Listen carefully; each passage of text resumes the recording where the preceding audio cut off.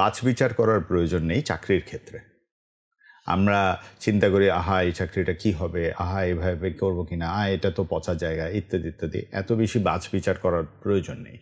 আমি আইবিএ থেকে পাশ করার 1 মাস আগে, আইবিএতে কোর্স শেষ হওয়ার 1 মাস আগে, ইন্টার্নশিপ তো আরও 6 মাস পরে হয়েছে, তার আগেই আমার চাকরির অফার এসেছিল, কারণ আমি অত বেশি বাছবিচার করিনি। এবং সেই সময় আমার স্যার ছিলেন ফারহাত আনোয়ার স্যার, এবং তিনি আমাকে বলেছিলেন যে বিজ্ঞাপনী সংস্থাটাতে তুমি যাও, কারণ তারা আগ্রহ নিয়ে তোমাকে নিচ্ছে। আমি তখন বাছবিচার করার চেষ্টা করছিলাম, আমি বলছি আমি তো এমএনসিতে যেতে পারি, আমি তো বিদেশি ব্যাংকে যেতে পারি। উনি আমাকে বললেন ও তোমাকে আগ্রহ ভরে নেবে না, যে কোম্পানিটা আগ্রহ ভরে নিচ্ছে সেখানে যাও। আমি আব্বুকে গিয়ে জিজ্ঞেস করলাম, আমার বাবা বললেন প্রথমত কোম্পানি আগ্রহ ভরে তোমাকে নিতে চাচ্ছে, দ্বিতীয়ত হচ্ছে তুমি ক্রিয়েটিভ কাজকর্ম করো, তুমি মাস্টার্সের পরে জীবন নিয়ে বাজি কম খেলতে পারবে, এখন তুমি মাত্র ব্যাচেলার্স শেষ করেছো, জীবন নিয়ে বাজি খেলতে পারবে, why don't you go ahead and মানে ট্রাই ইট আউট।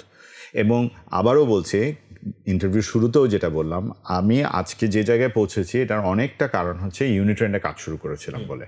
কারণ ইউনিট্রেন্ড থেকে আমাকে হোলসিম চিনেছে, আমাকে বার্জার চিনেছে, আমাকে কোক চিনেছে, আমাকে এসসিবি চিনেছে, আমাকে পরবর্তীতে হোলসিমে গিয়েছি সে আমাকে চিনেছে, আমি এমজিএইচে গিয়েছি কোডাকের কারণে আমি এমজিএইচের সাথে ছিলাম, সবাই আমাকে সেখান থেকে চিনেছে।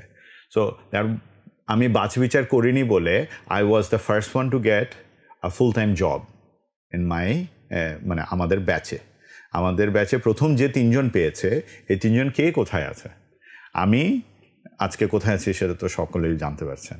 আরেকজন আছেন যিনি আজকে আরামকো নামে বিশ্বের সবচেয়ে বড় তেল কোম্পানিতে তিনি উচ্চপদস্থ কর্মকর্তা হিসেবে কাজ করছেন। তিনি শেল, যেটা আরেকটি বড় কোম্পানি, সেই কোম্পানিতেও তিনি এর আগে ছিলেন একটা সার্টেন রিজিয়নের সাপ্লাই চেইন হেড, সেখান থেকে তিনি এখানে এসেছেন, তিনিও ভালো জায়গায় আছেন।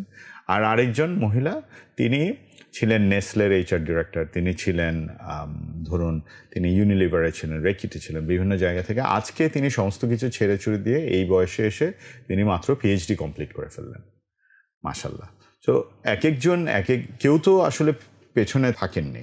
ইস্যুটা হচ্ছে কারণ আমরা আর্লি স্টার্ট করতে পেরেছি। সো ঠিক স্প্রিন্টে বা দৌড়ে যেমন প্রথম স্টার্টিংটা কে সঠিকভাবে দ্রুত একটা লিড নিয়ে নিতে পারছে, দ্যাট উইল ডিফাইন যে সে আগে শেষ করবে কিনা। ঠিক একইভাবে ক্যারিয়ারের শুরুতে শুরু করা দরকার।